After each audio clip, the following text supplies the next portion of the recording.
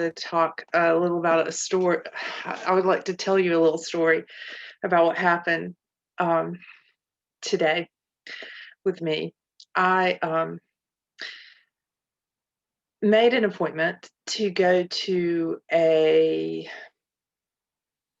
medical exam, and that's all I'm going to say as far as the details go. But it was, um, you know, uh, American Medical Association doctor, I assume. And I was told, I actually made this appointment a few days ago, and I got a phone call last week reminding me of my appointment and telling me that a mask is required. So I called and I asked what accommodations they have as required by law, for those of us who do not wear masks. I don't wear a mask for medical reasons and religious reasons. And those are my sincerely held beliefs in terms of religion, and they are certainly beliefs in terms of medicine, because science is being turned into a religion. And I noticed this the other night, we talked about it the other night on Social Media Con's episode. And I'm not sure I explained it as well. I got to thinking about it. And if you say certain things, okay, like if you begin to doubt this narrative, somebody's going to say, but I know, 2 people who've died. But I know that, I know 3 people who've had it. I've had it. They're going to say things like that because that's what they've been told, taught, brainwashed to say, almost in a rote sort of way. And by rote, R-O-T-E, I mean, like most of us learn multiplication tables, like, okay, 3 times 2 is 6. We have to memorize that. But I've learned that, with my kids, it's easier. Some curricula have it so that that have to do with math have you actually doing the 3 levels and two wide each or whatever, and actually seeing that, and people can learn that kind of thing better. But we're not really learning to think with this psychological operation. We're learning a rote understanding of things where we just accept them and we don't question them or anything like that. So anyway, I was told that, so I've sort of come up with some answers because I know what people are going to say, but I hadn't encountered this situation, and no one ever called me back, and I was supposed to have the appointment today, and I called, and the first person I talked to in the office, I said, well, I don't wear masks. Well, we can't see you if you don't wear a mask. Oh, well, that's discrimination because you're supposed to give medical care. You have a public accommodation to give medical care. And I said, because I thought of this, and I don't know why people aren't asking these questions, but if my medical procedure, let's say there was no medical procedure really scheduled, but let's say that I had a medical procedure, or that because I didn't have this thing today, that something happens 4 or 5 months down the road, and it could have been caught, but it wasn't caught. Is the doctor willing to take that lawsuit against him for not seeing me? To which I was told, oh, I see what kind of game you want to play. The game of going to a doctor? Is that a game? Maybe it is these days. Fortunately, she transferred me to, I guess it was her supervisor or someone, maybe the office manager, who was very kind and was very concerned about this. And I said, well, is there another doctor I could see? I'd like to see this doctor. I've seen him before. And is there another doctor that I can see? And she was trying to come up with a plan and told me that she would give me a call back and let me know what's happening. And I do appreciate that. And she also told me it's the first time they had this issue come up. The first time they had this issue come up. And they are very concerned. They will not let anyone in the clinical area, I believe is what she called it, unless that person is obstructing their breathing. She was concerned about the elderly. She was concerned about pregnant women. And okay, maybe you can be concerned about people getting a VIRUS, but she is also assuming that the MASK is going to prevent that from happening. There are a lot of assumptions that she made, and she was very kind. And she said, in fact, I want to find out a solution to this because, to be honest, you're the first person that's complained about it. Or she didn't even say it like that. She said, you're the first person that's, that wouldn't comply with it, or however she said it. It was not a mean way. And I really appreciated her saying that. And I hope that I am able to help other people because, yes, we deserve medical care, even if we are not willing to obstruct our breathing. And she asked me, what kind of medical, which, really she's not supposed to, but she asked, what kind of medical thing. I said, well, I need to breathe oxygen, which is true. And in fact, I read that if you go in and you're sick and you have less than 90% oxygen, when that's measured, that they'll put you on a ventilator or something, they'll start some kind of protocol. I read that the other day. And I thought about it and I thought, these people who've measured, and I haven't, who've measured how much oxygen this deprives you of when you cover your face, people who've measured that have gotten, in the low 90s. So, and now we'll be expected to cover our breathing and our nose and our mouth while we exercise. So, how many people are going to get close to that 90% threshold? I mean, I'm curious. I'd like to know. And it seems to me, especially with women who are pregnant, the elderly, and I will say that the elderly especially have been targeted, and I think children have been targeted in this. Their children's mental and emotional health have been targeted with this psychological operation, but the elderly, talk about being targeted. And they claimed, I mean, if I were 90 and went in there and didn't want to wear an MASK and obstruct my breathing, I mean, I'm curious. I'm curious about, you know, what, and everyone's complied.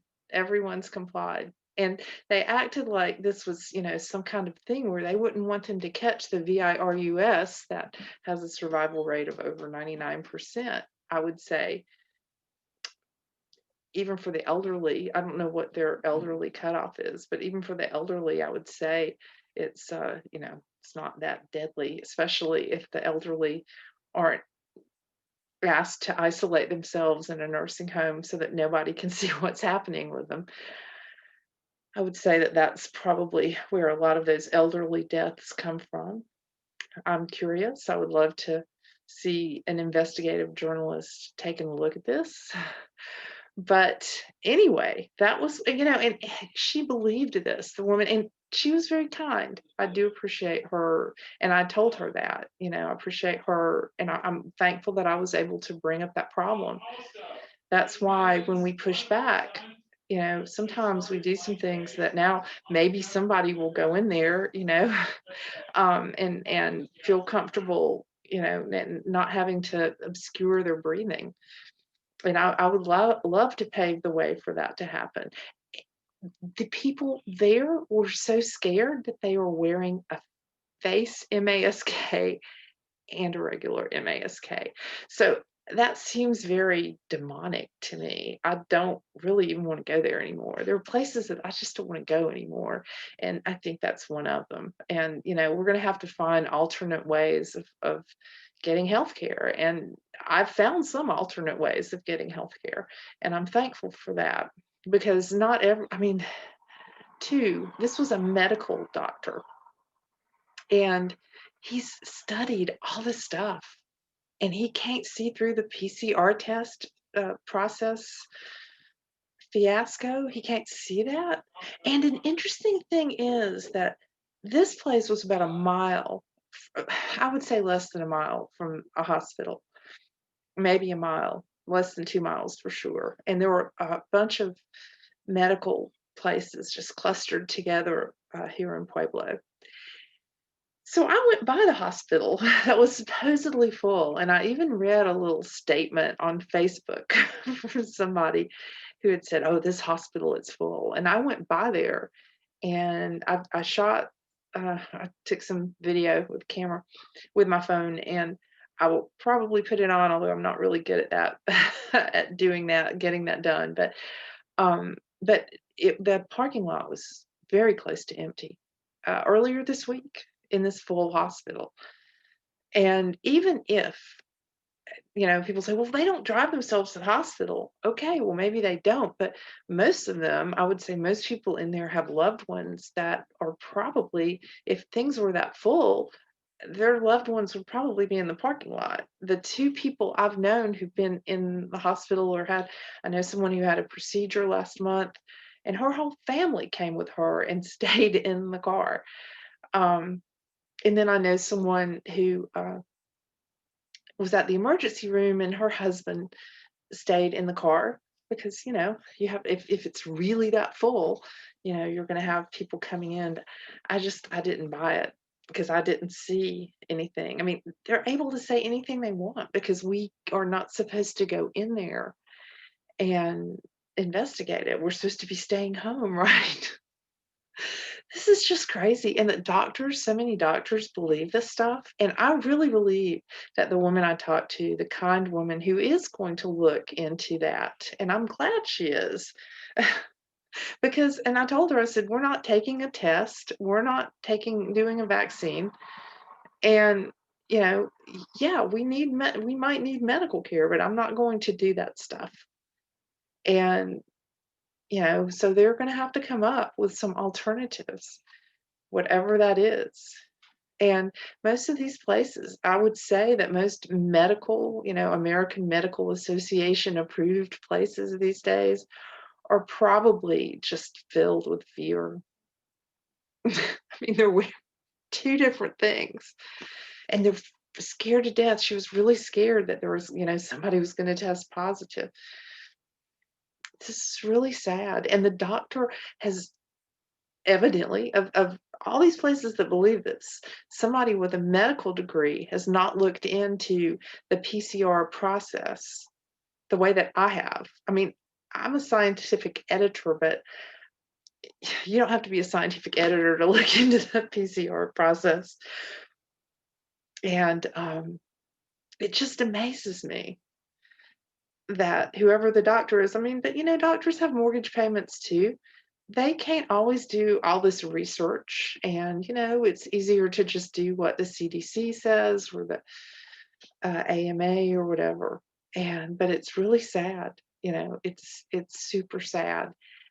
And I'm thankful that I was able to be a somewhat reasonable voice of somebody who doesn't buy this and is not going to obstruct breathing.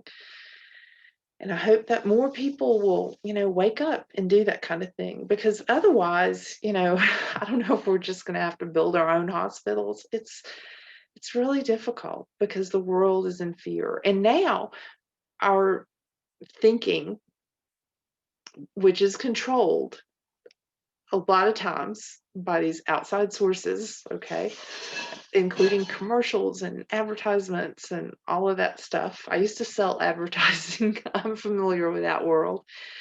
But all of these things are being controlled. We're being told that to take our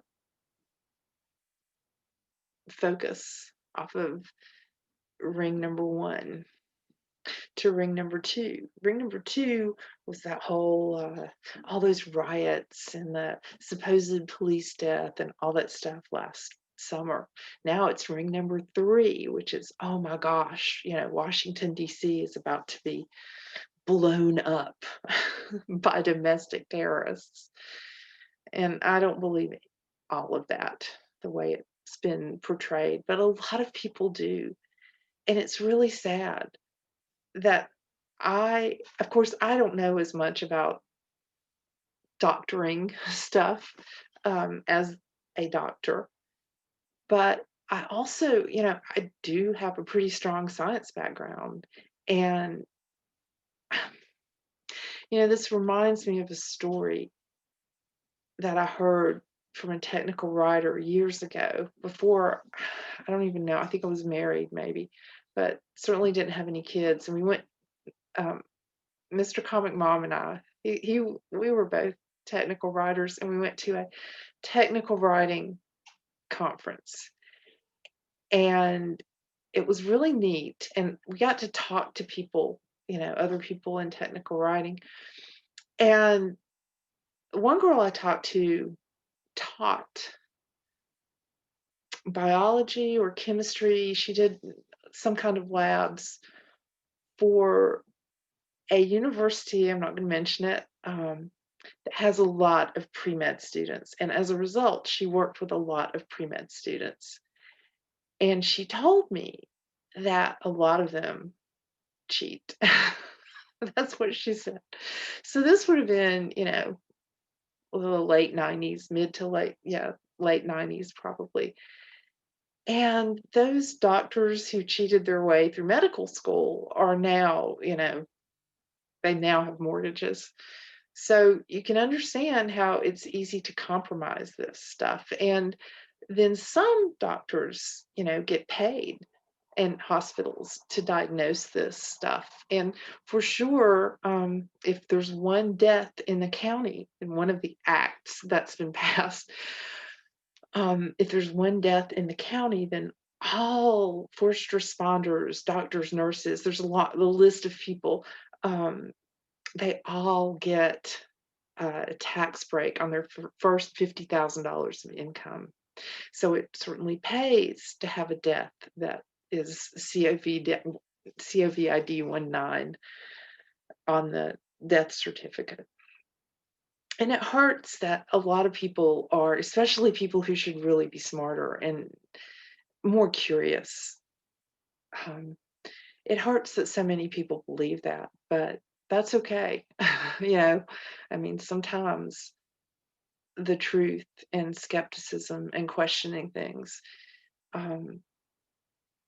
can really help. And I ask you to do that. I ask you to question things. I ask you to stand up for your beliefs. I ask you to fight for the freedoms. We're quickly losing our freedoms to speak. And we're doing it, and most people are going along with it because they think, well, speech causes violence. All these things were organized or whatever, however they're saying that. They were organized on gab.com, but they don't even have an organizing thing. They were organized on Facebook. Oh, it's okay. Facebook is okay. This is how crazy things are becoming, and people are just buying into it, hook, line, and sinker. And it's really difficult to watch. And I'm going to move on a little bit. And I'm going to get to a poem because I think we all need some poems. But I want to read the LA Times, just headlines from today's website. I love this one. Fight against COVID-19 hits wall of defiance and suspicion in rural California. You know what I'm finding? I'm finding that people from the country are a lot smarter than people from the city. And there are lots of exceptions to that rule. But overall, good. I'm glad people in the country, of course, this isn't, just a public relations thing to make it look like, it's the stupid people in the rural counties that we want to get rid of. Anyway, we want to get them into the cities because that fulfills Agenda 2030 and Agenda 2050, where we're trying to rewild land. And basically, what that means is we're trying to give the billionaires who are making a lot of money, we're trying to give them control of this land. You do know that there's a certain billionaire who's been planning and funding this, and now he is the largest farmland owner in the United States, private farmland owner. You do know that, right? Like you got to see the big picture here, because if you don't see the big picture, then these little bits might seem crazy. But when you see the big picture and you understand that this is headed toward a slavery system, and it's headed toward a Agenda 2030 and Agenda 2050, and yes, you should be reading about those. They come from the United Nations. When you understand that, then it becomes easy to see through a lot of stuff, and you become more skeptical. Oh, California warns against using a batch of Moderna vaccines after allergic reactions. Oh my gosh, there's a bad lot, but that happens a lot, so to speak. So don't worry, folks. Just we're taking care of that so that you don't have to worry and you can get your vaccine. Oh, and another virus variant found across California, including LA County. And the good thing is that this vaccine, it takes care of the variant. I read that the other day too. So you don't even have to worry. They just magically put that in there.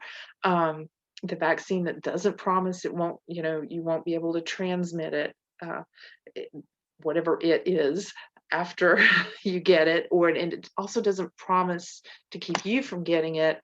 And it might take 5 weeks or 5 months before you're actually immune, and you might need a couple of doses. I don't know. We'll work out the details later, but the important thing is that you take it. Okay. Social media platforms are cracking down to prevent Inauguration Day violence. Wow. Isn't that great? We're getting censorship, but we want it because we believe that it's going to make us safer. Okay. Um, FBI seeks woman accused of taking Pelosi laptop in Capitol siege. It's a siege, as Washington security tightens. We're making Washington into a city. And actually, they did that 20 or 25 years ago. They made it into a city that was so regulated and surveilled and all that I haven't been there in that long. I mean, it's easy to do when you're in California, but I used to like to go to DC, but it stopped being fun. And now they're going to make it even tighter to get in and more difficult, even though who are the people who are paying for these buildings? I don't know. Wonder where they get that money. Maybe that money just rains down from heaven. I don't know. Um, oh, why some older people get the vaccine in the Southland, but others strike out, because we want to make you seem like you're lucky if you get it. Oh, and LA schools are going to become COVID-19 vaccine centers. So, getting back to the child issue, that's a headline that tells you exactly whom they're targeting. They're making even Disneyland, which I think that was planned. I think Disney's in on this, but they're making Disneyland a vaccine center. They're making the LA schools a vaccine center, all of this stuff. And they're doing that rather than actually using the schools. Okay. And they always ask for money. Schools, I don't know if I've ever voted in an election where they didn't ask for some kind of money to come so that they could build more schools, right? For more students. That's how it was sold to us. And now all these schools are, without my permission and probably most people's permission, they're now all being used to put an experimental vaccine in people. And who's getting cheated from this? I would say the kids. I would say the kids. The same kids who, when their mom is pregnant with them, she has to deprive herself of oxygen. So that's another experiment that's going on. A lot of experiments. And, how long are we going to stand for it? I don't know.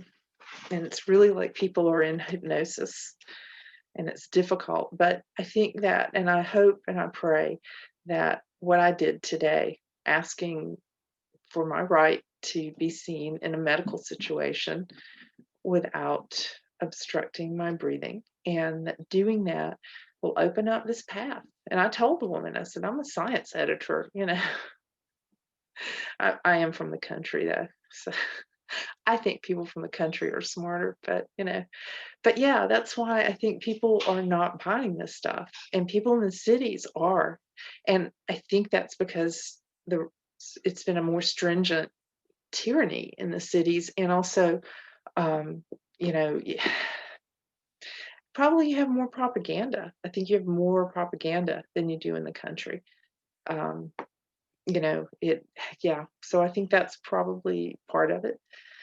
Um, and it's sad that that's happening and that people are believing all this so much in the cities. And also, I think that part of the reason um, people in the country aren't buying this is because um, everybody's being moved into the smart cities. So whether or not that headline is actually true, they want it to make it sound like, oh, rural people are stupid, people in the country are stupid, because that's where a lot of people are going now because they're tired of the big cities, and the big cities are turning into smart cities. And you should do some research on that if you're not familiar with it.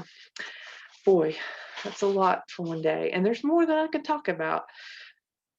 There's just a lot going on right now. You might feel that. You might feel that energy of a lot of stuff going on. Sometimes it's hard to juggle everything. Okay, $100 by Charles Bukowski. The old woman with the dog on the rope leash asked me about the room. Her dress was shapeless, filthy, and ragged at the hem, and her dog was frightened, stunned, shocked, quivering.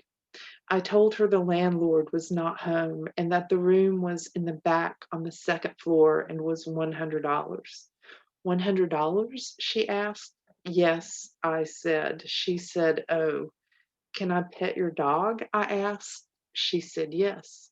The dog would not trust me. It ducked and pulled away, and I stepped back. They walked away together down between the bungalows, down the steps, and off toward Western Avenue. Her dog's eyes were more lovely than those of any woman I have ever known. $100 by Charles Bukowski. It's hard not to love dogs. Dogs are being vilified in this too, by the way, and animals in general, because the trend is for the Great Reset to move away from animal agriculture so that you can eat lab-made proteins. Yeah, and that certain billionaire that owns a whole bunch of farmland in the United States, that billionaire is also at the forefront and has uh, his dabbled his hands, dabbled his money into these places that are looking to grow lab-made food for your dining pleasure. So let's rebel. Let's do what God wants instead of what Satan wants. And that line is coming pretty clear, even for the atheists.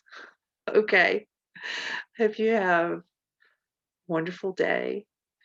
Remember that we can win this war, and we need to fight for our freedom, avoid mass media, distrust the government, and win the war. I think we can. Hope you have a good day.